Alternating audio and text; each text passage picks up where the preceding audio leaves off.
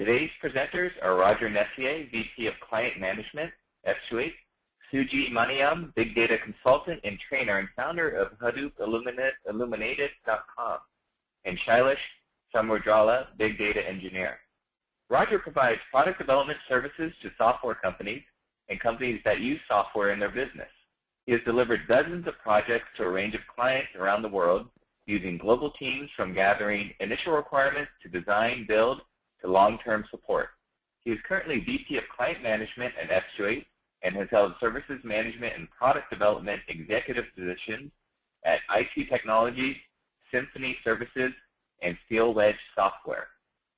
Suji is a big data consultant and trainer and the founder of Hadoop Illuminated.com and is an experienced big data architect. He consults and teaches Hadoop, and he is a co-author of an open-source Hadoop book, Hadoop Illuminated. Shailesh joined S2A in 2012 as a big data engineer. He has participated in Hadoop deployments and application development in large financial organizations. He has also implemented proof of concepts demonstrating Hadoop's capability to handle big data and its performance. We'll be emailing a link to the recorded webinar to all that registered, and we're going to take all questions at the end of the webinar, but feel free to ask any questions via the questions area of GoToWebinar, and I'll save them for the end. Thank you, Roger, Suji, and Shailesh for presenting, and I'll turn the webinar over to you now.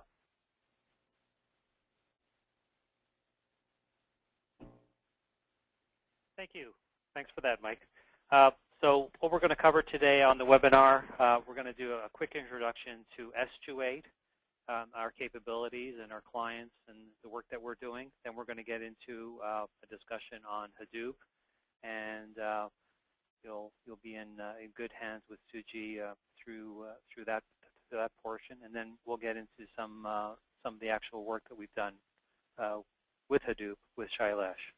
Next slide, please. So just a little bit about S2A. We're based in Silicon Valley.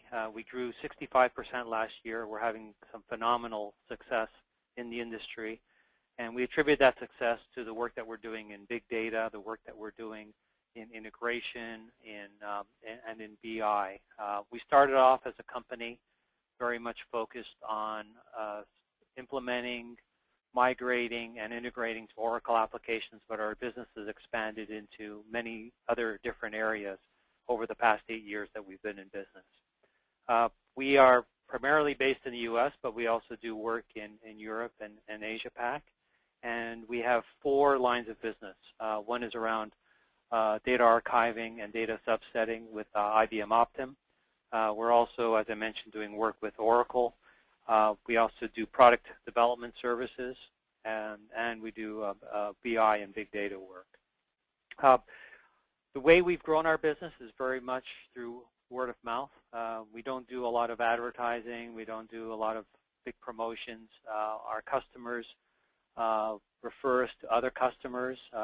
We are very, very strongly partnered with companies like Oracle, HP, IBM, to mention a few companies, and they recommend us to the many clients that we have. One thing that we're very proud of is we are very agile.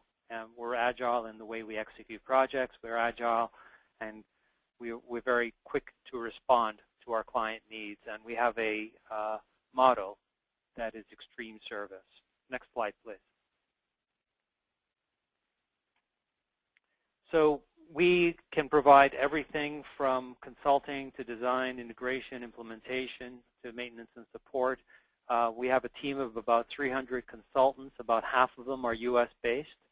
And we can operate on anything from a fully owned project that's SOW-based with deliverables, where it's a fixed bid cost to do the work, to staffing engagements with us providing consultants on a time and materials basis. Our consultants all work for us as employees. We very rarely use contractors, and we invest in our consultants with training programs. In fact, we've all got them on an immersion training program right now with big data in order to support the influx of business that we're getting in that area. Next slide, please. The next slide just gives you a sense of who our clients are, and you can see that we have a who's list of clients.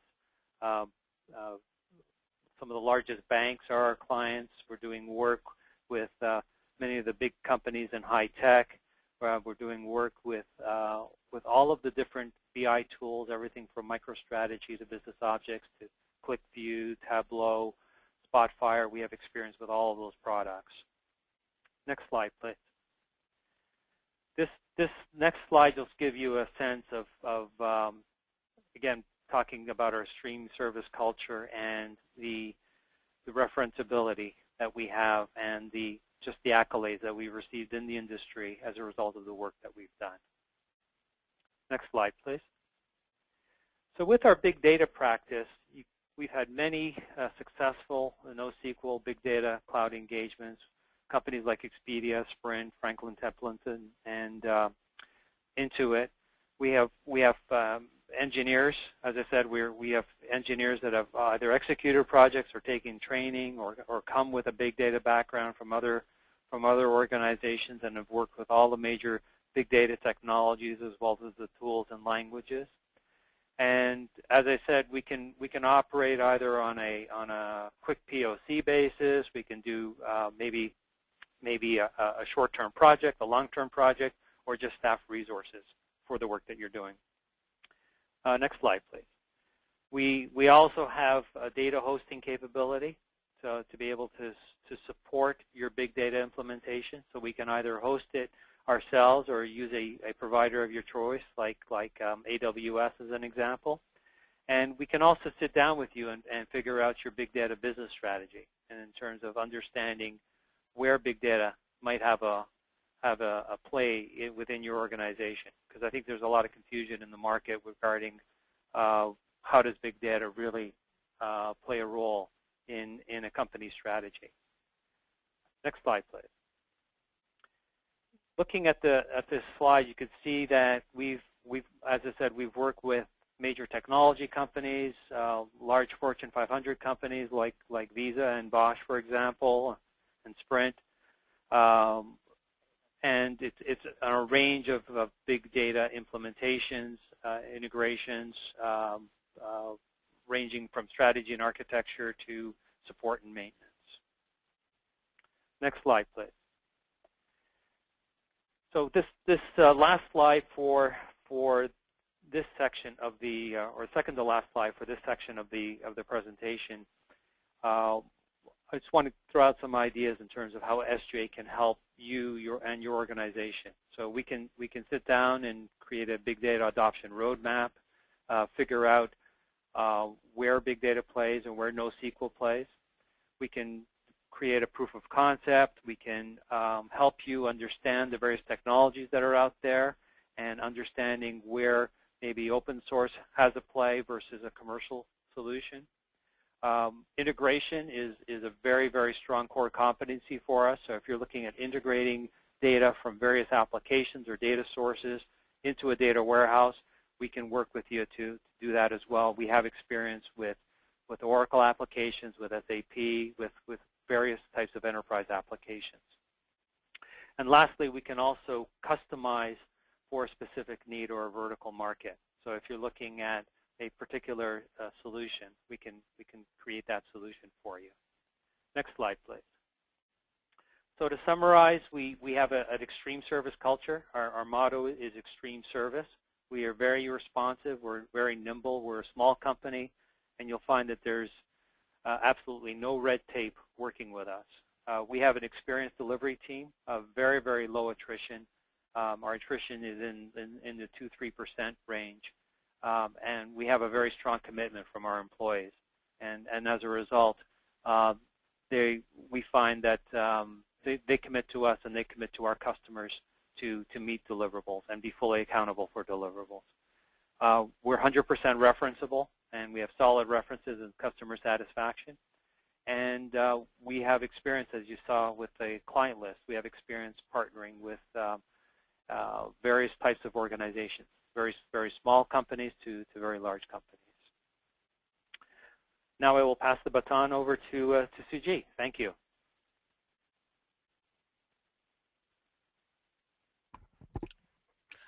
Okay, thanks, Roger. In this section, I'm going to take a quick look at Hadoop and ecosystem. Next slide, please. So what is Hadoop? Hadoop basically is a software stack that runs on a cluster of machines. It's not hardware. Hadoop is purely a software stack. Hadoop is originally built for big data.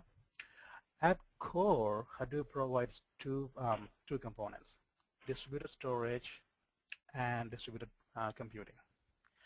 One of the beauty of Hadoop is it runs on commodity hardware. As we saw, it's a cluster of machines. So these are not really high-end machines. These are server class machines that you would get from Dell or HP. And since it is running on commodity hardware, things fail time to time. And Hadoop is resilient enough to keep the system running even in case of hardware failure. And Hadoop now is an open source project. It's a top-level Apache project, and it gets contributions from Yahoo, Facebook, LinkedIn, and lots of other companies. And Hadoop is no longer a niche project. It's actually proven in the field with actually petabytes of data. A lot of big companies use it, including social media companies, web companies, startups, enterprises. Next slide, please. So this kind of gives you an overview of what are the components that make up Hadoop ecosystem. However, the extended ecosystem is pretty large. It's about about more than 15, 20 components, and there's a new one coming up on the market every couple of months. But these, the ones depicted in this figure, is sort of the core Hadoop component. At the core, Hadoop provides storage and compute. So in the purple segments in this one, which is HDFS, that is a storage component. And as you can see, it runs on multiple nodes, node as in multiple machines. And the other purple segment is called MapReduce. That is a compute framework, and that's built on top of HDFS. Hadoop is written in Java, so MapReduce programs tend to be Java programs mostly. Let's say you don't want to write Java MapReduce. There are a couple of alternatives you can do.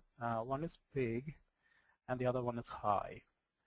Pig, basically you write your sort of MapReduce programs in a almost English-like language, and Pig will translate them into MapReduce and run them for you. And Pig was invented at Yahoo to ease the development of MapReduce. So you don't have to be a Java programmer to really work with Hadoop data. Hive serves similar purpose. Hive takes SQL queries and translates them into MapReduce. And Hive was invented at Facebook because they had data analysts who prefer to write queries in SQL rather than Java. So these are kind of high-level MapReduce, Pig and Hive. And even higher level, let's say you have a complex workflow that has multiple MapReduce jobs, a few MapReduce jobs, few Pig jobs, few Hive jobs, and you want to orchestrate and coordinate all that. There are software like Oozie that will do this for you. And if you look at it, all these components on the right-hand side are batch processing. Because MapReduce essentially is a batch processing system. When you say batch processing, if your queries in MapReduce might take anywhere from few seconds to few hours to respond. Contrast it with the database that whether you might query something in milliseconds. MapReduce is definitely batch processing. So everything built on top of that, Pig, Hive, and Oozie, they're all squarely on the batch analytics section.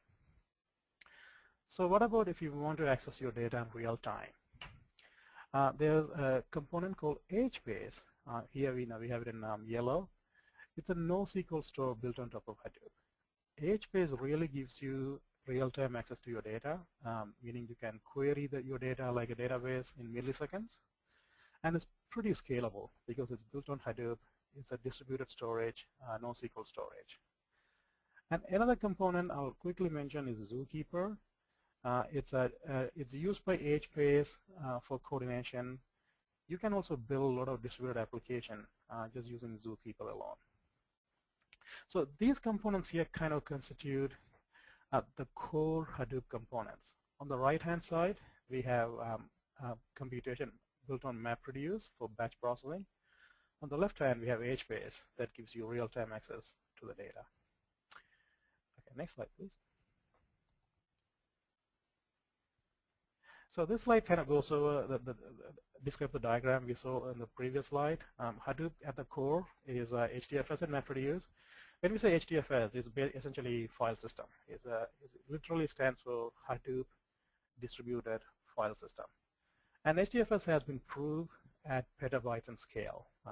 Facebook, Yahoo, lots of companies store petabytes of data in HDFS. MapReduce, as we saw, is distributed processing. It's a batch-oriented system. And Pig and Hive gives you high-level MapReduce. And as you saw, Hbase is actually a NoSQL database, like Cassandra and MongoDB. It gives you real-time access to the data. Next slide, please.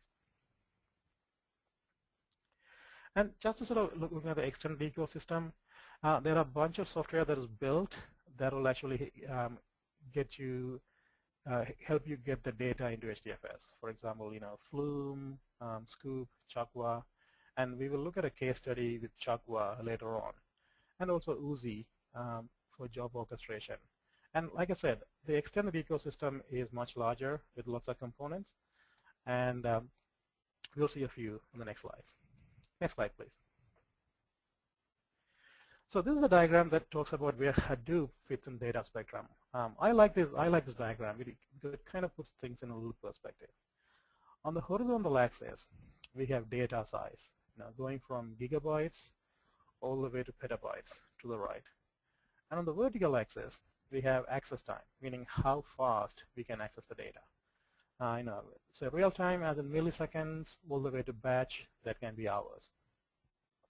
Now on the lower left, we have, I put an example called MySQL. It's an example of a traditional relational databases, right? We all grew up with these.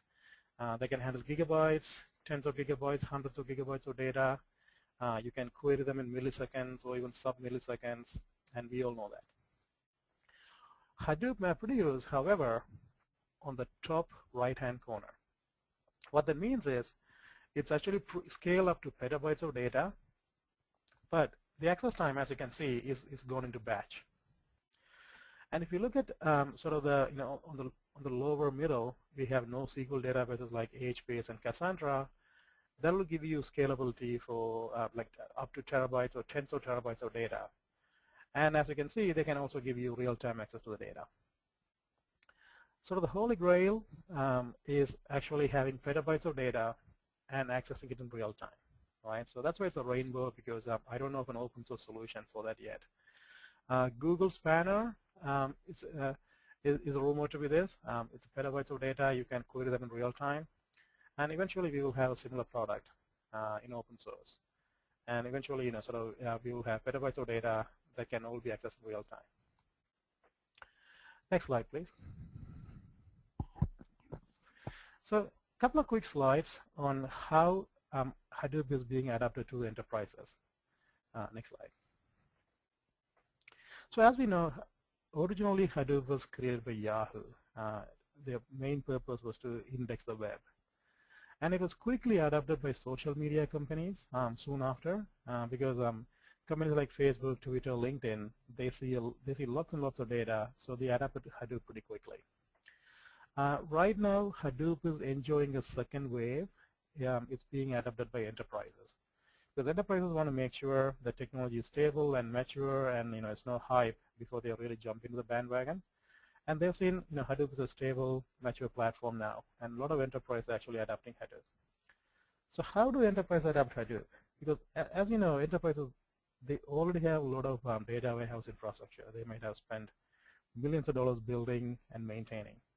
So the way enterprises are adopting Hadoop is by side with the existing data warehouse system. So they don't replace everything they have with Hadoop. They actually deploy Hadoop alongside and use it to capture new data or do more in-depth computing. For example, let's say you're a company that are using Teradata extensively. You might want to offload some of the data from Teradata into Hadoop, to make more room in Teradata for new applications. Hadoop can serve, can hold historical data, and also it can give you very in-depth analytics. Let's say you have an Oracle cluster. You may deploy Hadoop clusters side by side and offload heavy computations from Oracle into Hadoop. So these are a couple of examples of how Hadoop is being adapted into the enterprise. So the thing to notice is it's actually complementary. It's not replacing whatever they have. Next slide. So adopting Hadoop in enterprises is not, it's a little challenging. The reason is Hadoop is not exactly cheap to adopt. When I say cheap, in quote unquote, for example, running a 50-node Hadoop cluster, you're talking about serious money just to get the hardware. And also, if you're running a large Hadoop cluster, you need a good IT and operational team support to make sure the cluster is running smoothly, and to take care of networking, monitoring, and all that. Another biggest impediment for Hadoop adoption is it's a pretty much a new technology, even though it's a few years old, and it's not easy to find Hadoop talent, whether it's be developers, administrators, or data scientists. And also Hadoop ecosystem, since Hadoop is built to handle big data, that is its primary purpose, a lot of the enterprise features, as we call them, security, high availability, easy management tools, they're kind of taking a back seat. But these are crucial features for enterprises, but these features are being worked on right now. Various Hadoop vendors are actually adding these features, either part of the core Hadoop or providing them as a premium service on top of Hadoop. Next slide, please. And another quick thing is the development tools are pretty, pretty primitive. Even though now there are tools being built to enable people to do Hadoop programming, and administration tools also being worked on. So, for example, distributions like Cloudera, Hortonworks, MapR, they put in a lot of effort to give you very nice dashboards and consoles that help you deploy and manage Hadoop cluster. So all this landscape is changing. In a few months, we will have, every month Hadoop ecosystem gets better and better. And a lot of enterprises see this trend, and they are okay adapting Hadoop early on, even though it's a little rough on the edges.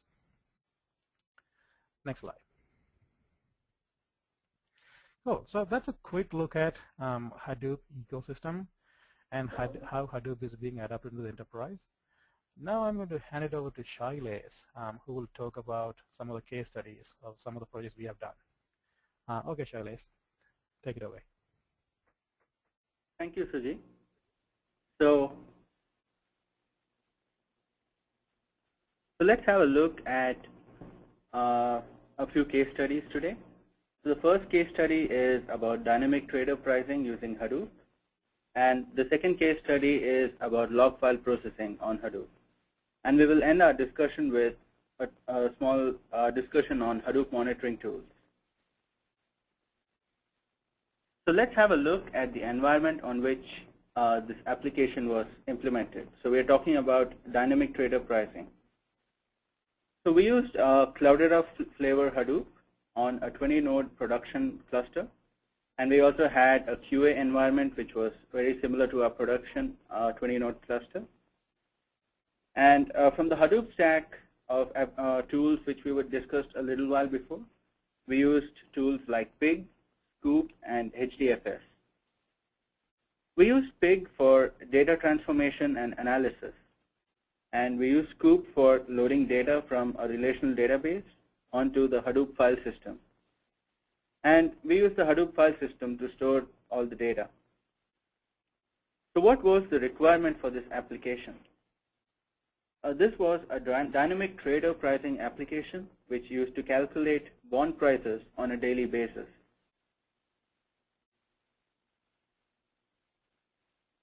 This application was not a brand new application.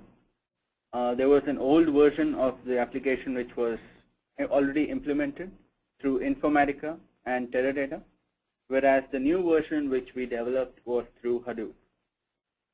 So let's have a look at the difference in architecture between these two versions. In the old architecture, The data from various data sources were collected and loaded onto the Informatica server. And Informatica would then perform an extract, transform, and load, or ETL process, to load the data onto the Teradata data warehouse. And the data from the table set up in Teradata would then be fed into the MATLAB model, which would perform the bond price calculation. However, in the new architecture, we are bypassing the use of Informatica and Teradata by using Hadoop to store data from data sources. Transform this data and then feed the data to the MATLAB model, which will again calculate the bond prices. So let's have a look at how data is being brought into the Hadoop ecosystem. So as you can see, you have different data sources which could be of different types. One could be a relational database, the other is a mainframe server, and the third could be a Unix cluster. And we use Scoop to load data from a relational database, and we could use something like FTP, that file transfer protocol, and secure copy protocol to load the data from different sources onto the Hadoop file system.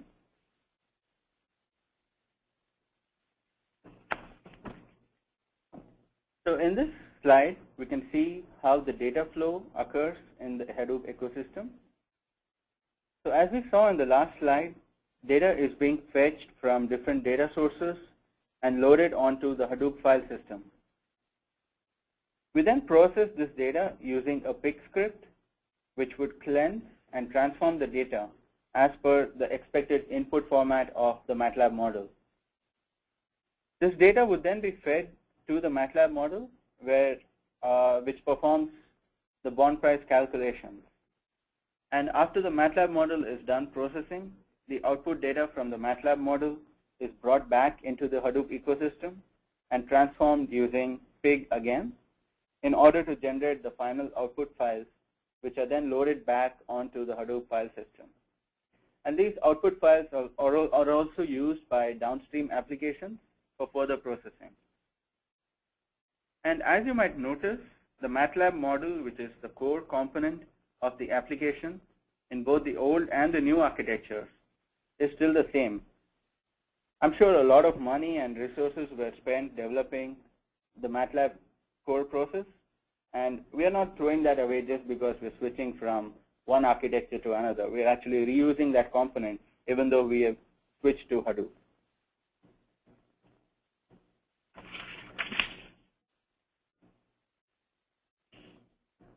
So let us now compare and contrast our old approach with our new approach and see what advantages we get by using Hadoop. Firstly, we can eliminate the need to perform ETL or extract, transform, load. So this helps us save on Informatica licenses as well as expensive hardware and support needed to maintain Informatica clusters. And we can also save expensive storage space on Teradata, which is used by so many applications.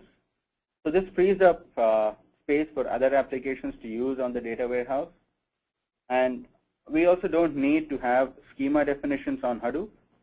We can simply store data in a flat file format on the Hadoop file system.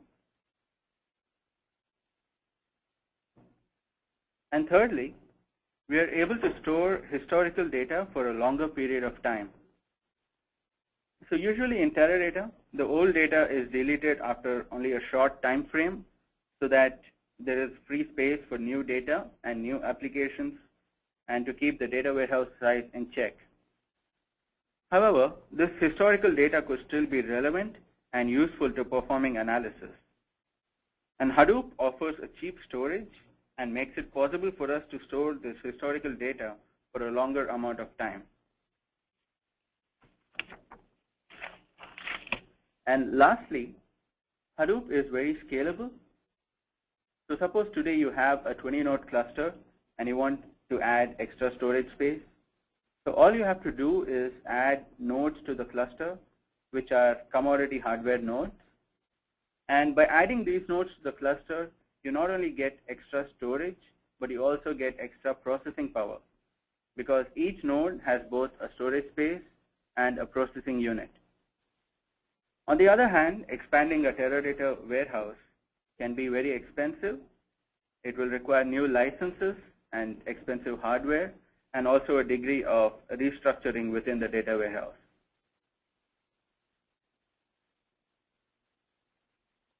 So with this, we complete our discussion on the first case study.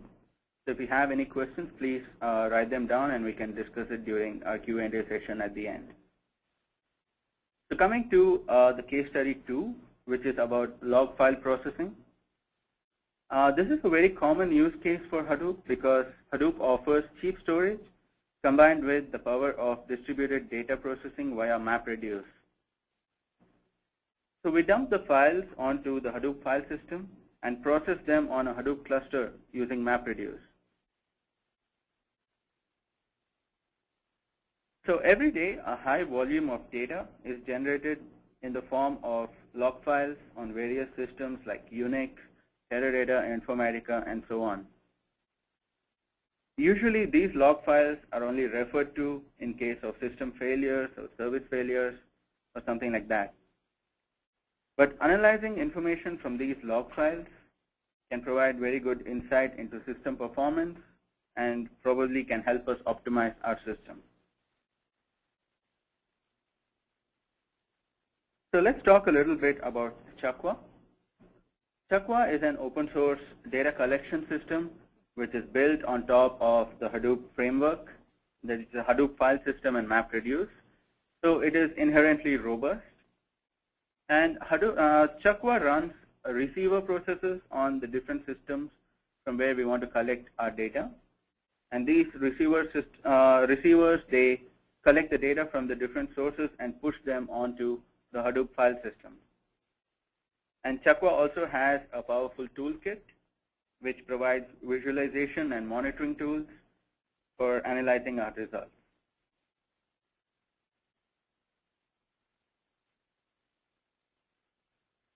So let's have a look at the architecture of our application.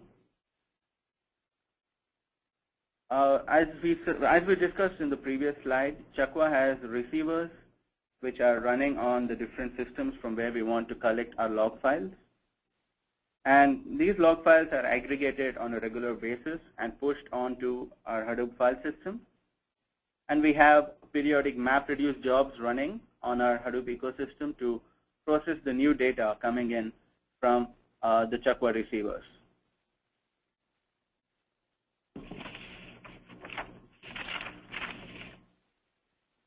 So what are the advantages of aggregating log files and analyzing them in a regular fashion? As we discussed before, there is a lot of information in log files which usually don't get analyzed unless there are system or service failures. But analyzing log files on a regular basis can be helpful to provide insight into system properties like system load, network utilization, memory utilization, service failure patterns. And it can even help us find relationships between different kinds of failures or issues in the system. And as Hadoop offers cheaper storage, we can easily store log files for a longer period of time rather than a few days or so, which is the normal pattern on regular systems. And extracting this kind of information from log files can not only help us understand our environment better, but it can also help us to avoid and troubleshoot potential failures in the future.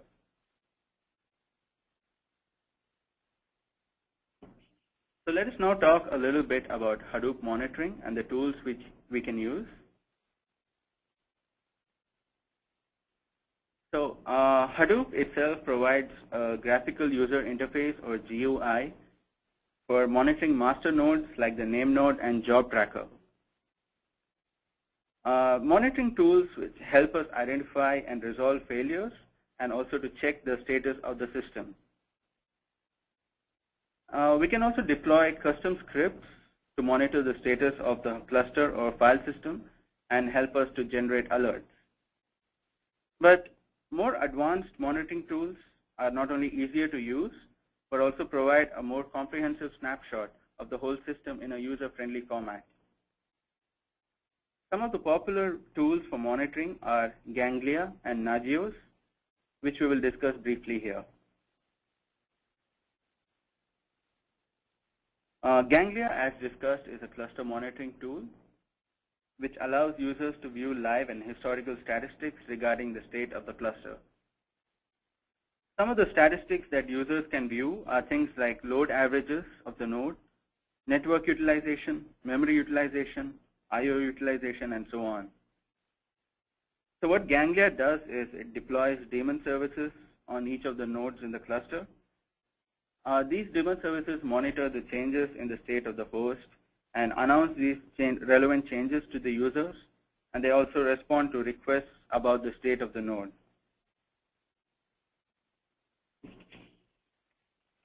So here is a snapshot of the Ganglia monitoring dashboard. As you can see, there are many useful statistics that you can observe, like CPU load, network utilization, etc.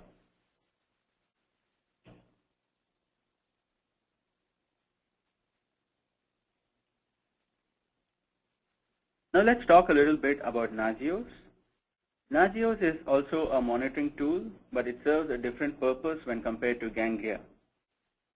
Nodules offers monitoring and alerts for state of system services like network services, host resources, etc., where Ganglia offers monitoring on a much lower level. Nodules deploys scripts on each node in the cluster, and these scripts maintain a record of the status of each node and the changes. So here you can see the snapshot of the Nodules monitoring dashboard, similar to the one we saw for Ganglia. So you can see the status of different services like critical, warning, OK, pending, etc. So a combination of Nodules and Ganglia together can provide a holistic monitoring environment for our Hadoop cluster.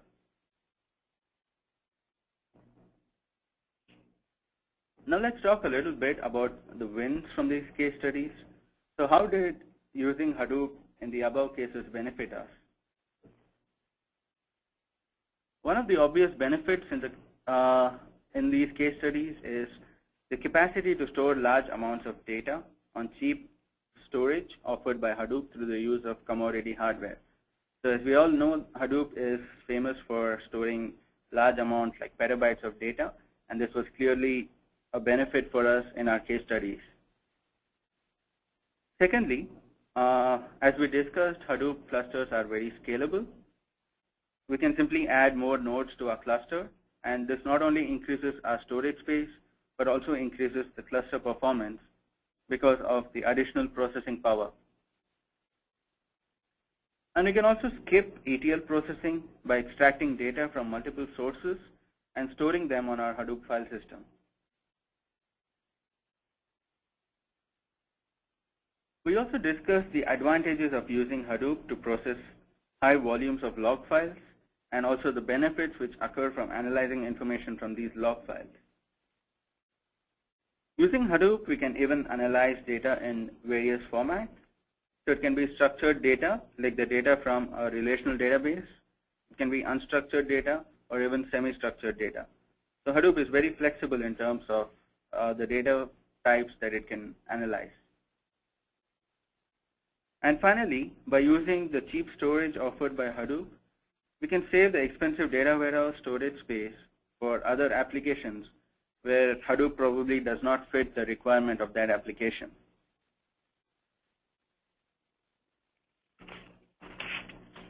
And finally, let's have a look at the important lessons that we learned from these case studies. So one of the important lessons learned is cluster access regulation. At first, we gave full access to all users into the Hadoop ecosystem. And we thought that Hadoop's inherent fault tolerance would be enough to maintain the stability of the cluster. However, after some time, we found that we were spending a lot of time dealing with cluster issues. And as Suji mentioned earlier, we realized the need to have a good support and operations team in place. And we also realized that users needed an environment where they could try out the different features of Hadoop, because there are always new users coming in to Hadoop, and users always want to try out the vast set of features that Hadoop offers. So what we did was we set aside a small general purpose cluster where users could try out anything that they wanted. And the other environments like our QA and production environment were more regulated, and we had an administration and operations team in place which would manage the clusters. The second lesson learned is about monitoring. So initially we did all our monitoring through Hadoop's GUI and some custom scripts that we wrote.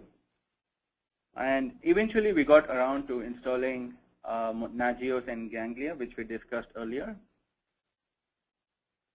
So this really helped us to track failures, understand our cluster better, and ultimately to optimize our cluster performance by fine-tuning and configuring our cluster correctly. And with this, I would like to hand it over to Roger for the question and answer session. Thank you. Thank you for that, Shailesh. Do we have any questions from the audience, please? Hey, Roger and Shailesh and Suji, thanks for presenting. Like Roger said, we'll open up the Q&A session, and if you have any questions, feel free to ask them, and we'll get them answered. Here's our first question from the audience. This is regarding case study number 1, and it's a general question. In what situation would someone not use a Hadoop-based architecture and use Teradata instead? Shailesh, maybe you can answer that question. Yeah, sure. In our situation where we used Hadoop instead of Informatica and Teradata, it was because of the input format which we got in like tab-separated variables or comma-separated variable format, which could be easily analyzed using MapReduce. And we also didn't find a need to store the data using a relational database and schema definitions. And also our size of input data was pretty large, so that was another plus point for Hadoop. And that's why we went with Hadoop. But there might be cases where you want to have a transactional type of data and transactional type of model for which Hadoop is not suitable. So that's when you would go with a data warehouse or a relational database instead of Hadoop. And you can also go in with Hadoop when you want to have a strict schema definition and data adherence to this format, and also when the size of data is relatively smaller. Okay, great. Thanks, Shailesh. Here's another question. This is related to case study number 2. Here's another question. Is there any comparison between Flume and Chukwa? Am I saying those correctly?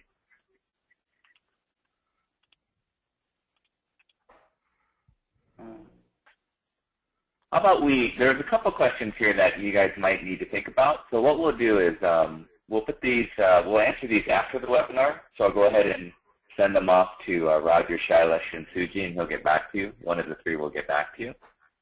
Could you go over, from the win slide, is the general message here that a Hadoop-based architecture should be used instead of a traditional data warehouse architecture? Let me know if you need me to repeat that. Okay, maybe I can take that. Okay. Good question. So, Shailesh, could you go back to the Hadoop ecosystem, the diagram? Yeah, sure. So, as we indicated, when you adopt Hadoop, it depends on how you want to adopt Hadoop. Yeah, that's the one. Right. So, a lot of the startups, for example, or social media companies, they actually start with Hadoop and NoSQL from the get-go because they know their data patterns and they know they're going to have a lot of big data. So they even from sort of ground zero, they start with Hadoop. However, for enterprises, most likely they already have established data warehouse system, which they spend a lot of money, and they probably have a lot of IP into it. So the way they would adopt Hadoop is not to sort of throw away everything, but sort of implement Hadoop side by side. And what that does is it enables two things. A, it enables them to actually offload some of the data from the expensive data warehouse into Hadoop. For example, companies sometimes unload data from Teradata into Hadoop. So this way we can keep historical data longer. That allows us more analysis. And this way also it minimizes the licenses you have to keep buying if you keep all your data in an expensive data warehouse scheme. So one of the very common pattern is only keep sort of the recent data or sort of hot data in traditional warehouses and offload all the archival data into Hadoop. So that's one. Number two is Hadoop not only provides storage but also provides compute. Now that you have all your data in Hadoop, you can run some pretty extensive analysis on Hadoop without impacting your other data warehouse system. For example, let's say your website is running off Oracle. You don't want to run very complex analysis on the same cluster because you don't want to impact your website performance. So you will run very complex, a batch process on Hadoop and export the results back to your Oracles or Teradata, and that can be used by other applications and reporting systems. So Hadoop definitely does not replace. I think it's more like a complementary at this point. What we have seen is sometimes people start using Hadoop in a batch mode because that's easiest to sort of adapt. And then they will start migrating slowly into NoSQL, right? They will say, okay, let's implement Hbase for internal application. And if they're happy with it, they will also might even promote Hbase or Cassandra to external facing applications. So yeah, so it's a step-by-step gradual adoption, not replacing but complementing what they have. Hopefully that answers the question. Okay, great, thank you. Our next question, this is related to all users. It's a question related to all users. All users access. Does this mean developers or general users?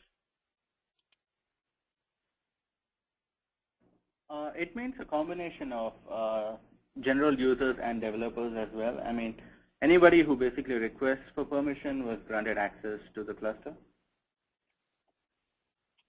Okay, great. Thank you. We have time for one more question. How do you decide what technology should be used for your big data projects? Maybe Suji, could you answer this one? Sure. Actually, this is great. So we have this ecosystem diagram right in front of you. So as we noticed, I mean, you saw in the architecture diagrams of the case studies, you definitely pick and choose which components you want to use. So for example, let's say you want to adopt Hadoop and you're wondering what component do I need? So one of my first questions I always ask my clients is, do you need real-time access to your data or not? Or are you happy with batch processing? If they say, yeah, we are fine with batch processing, then you can sort of build a stack with Hadoop MapReduce, Pig or Hive. If you need real-time access, then we'll implement Hbase because that's the only way you can get real-time access to data. So that is a very sharp, it's a pretty straightforward question to sort of figure out what kind of access patterns are going to be in the data. So let's say clients want implement a batch analysis system. So we implement core Hadoop, and either we can write Java MapReduce, or we can go with Pig or Hive. The choice for Pig or Hive is very depends on the organization. Let's say you are a very SQL-heavy organization. You have a lot of database administrators, a lot of BI analysts who are comfortable with BI, sort of SQL. Then probably Hive is a better choice. We are starting from scratch. Pig is a very good choice too. You saw Pig being used in this case study because Pig is very lightweight. You don't have to set up any tables or schemas for Pig. You can just start querying data straight away. And the reason so Pig was invented at Yahoo, and now they said about 70% of the jobs running on Yahoo Hadoop clusters are Pig jobs because Pig is a very nice ecosystem to write and dispatch jobs. But there are cases you need to sort of interact with complex system, do some complex calculations. Then you probably drop down to Java MapReduce. for your analytics. Another thing I'd like to point out is this is within Hadoop. Let's say you want to bring data into Hadoop, then you would use things like Chakwa or Flume. Flume is from Cloudera. Chakwa is an Apache open source project. They're basically, sort of, Flume is like an event processing system, right? It collects events from multiple sources and brings them into HDFS, or you can also input them into other systems. Chakwa, same deal. So you'll sort of pick and choose of, these systems based on your competence. For example, your sysadmin knows Chakwa better than Flume, so you might go with that, so on and so forth. So yeah, so you at the end of the day, your system is going to have a bunch of components string together, and which one you need depends on the functionality you need, and also sort of the familiarity of your administrative team, which one they feel more comfortable. Okay, great. Thank you, Suji. We have a bunch more questions, but what we're going to do, since we're running out of time, is we have all the questions recorded, and so we're going to answer them offline after this webinar. As I mentioned before, we have recorded the webinar, and the recording will be up on S2H website within the next couple of days. So that's where you can forward the link to your colleagues. You can rewatch it, but it'll be on S2H website within a couple of days. Thank you to the attendees for attending, and Roger, if you don't mind, I'd like to leave the last word with you. Yeah, I would just want to echo Mike's statement about attending. I think that was it was nice for everyone to attend, and certainly please reach out to us. You can either reach out to me or Suji or Shailesh if you have some questions. If you're trying to work through a big data challenge or you're considering a big data project, certainly reach out to us, and we'd be very happy to talk to you about that. Okay, great. Thank you, Roger. Have a great day, attendees, and thank you to the panelists for presenting today. Have a great day. Bye-bye.